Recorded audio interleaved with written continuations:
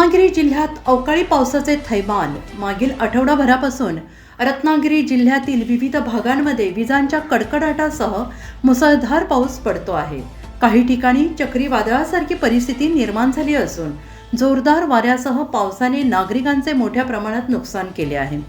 राजापूर तालुक्यात झालेल्या अवकाळी पावसामुळे अनेक ठिकाणी पडझड झाली आहे। जोरदार वाऱ्यामुळे अनेक झाडे उन्मळून पडली असून काही घरांवर झाडे कोसळण्याच्या घटना घडल्या आहेत। तसेच चक्रीवादळासारख्या वाऱ्यामुळे अनेक घरांचे पत्रे उडून गेल्याचे समोर आले आहे आणि या अवकाळी पावसाचा फटका शेतकऱ्यांनाही बसला असून शेती पिकांचे मोठे नुकसान झाल्याची प्राथमिक माहिती मिळते आहे। अचानक बदललेल्या हवामानामुळे नागरिकांमध्ये भीतीचं वातावरण निर्माण झालं असून प्रशासनाने सतर्कतेचे आवाहन केले आहे।